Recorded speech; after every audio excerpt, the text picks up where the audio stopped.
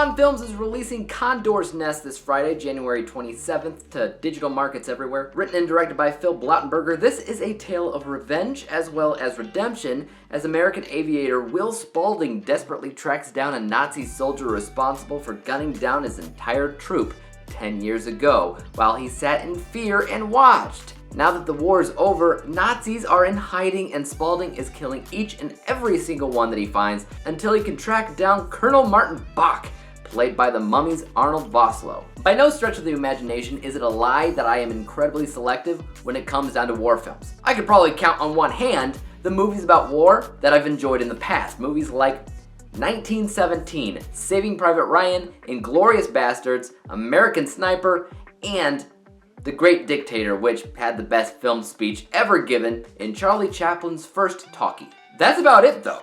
Usually when I'm asked if I would like to see a movie that's centered around war, I might scoff a bit. So the times that I end up enjoying these movies are slim to none, and I'm usually shocked. But I might actually have to add a hand to this list because I actually like Condor's Nest. Yes, it's an independent film, and yes, you can certainly feel that lack of budget. I think its biggest flaw, though, is probably production value in making sure that the audience feels like it takes place in the time period it's supposed to. Because I didn't believe that. I did buy into the setting in terms of location, because it does take place in South America, and for the most part, I never questioned that. I also thought that everybody in the film felt like they were giving it their all. Most people focused on big name cast members are going to be wanting to see people like Arnold Vosloo from The Mummy, and he does a pretty great job once again. He's the big bad. Always a threatening figure in film. I can't help though but think about Christoph Waltz from Inglourious Basterds, who played one of the scariest Nazis in film, in my opinion. Probably still the best, I would say, but Arnold did a pretty great job in his introductory scene as well. But casting-wise, I think that it's also important to talk about Jacob Kyohane. I'm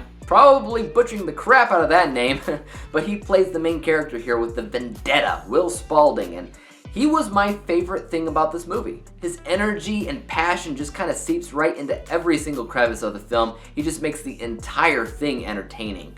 The plot is something that we have seen before 1,000 times, of course. You know, it is a vendetta, it's revenge, it's basically Batman tracking down the guy that killed his parents. It's the same thing, it's just Nazis. And I liked that. I had a lot of fun with that. I would say that this film had a great hook, great opening that got us acquainted to this main character and ultimately what drove him towards this idea of revenge. His backstory of being a coward in war that ultimately got his comrades killed. He's definitely got skeletons in his closet that are haunting him, and he definitely feels partially responsible for everything. You have strong and incredibly unlikely sidekicks that help him out on his journey, and a strong narrative as a whole, even though it's nothing insanely new or different. If you're somebody that likes war films, I think that this is gonna work for you. Heck, it works for me, and I'm somewhat known for my distaste for war films. The title of the movie, Condor's Nest, refers to the location of the Nazis where they're hiding. It's fine, it could be called anything though. I was hoping that this was more of a bunker where they were doing top secret experiments that they're known for in science fiction.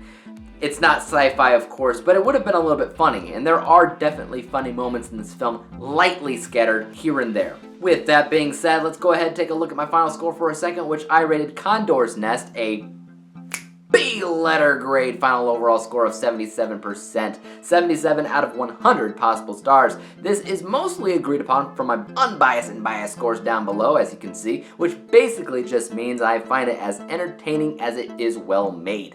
Nothing spectacular, mind you, but definitely decent, and overall, just pretty watchable. Have you guys seen Condor's Nest? Are you a fan of war films? Please, in the comment section down below, list off some of your favorite war films ever. And as usual, you gotta remember to hit that like, subscribe button, and bell to be notified when I come out with my next movie review, and until then, peace out!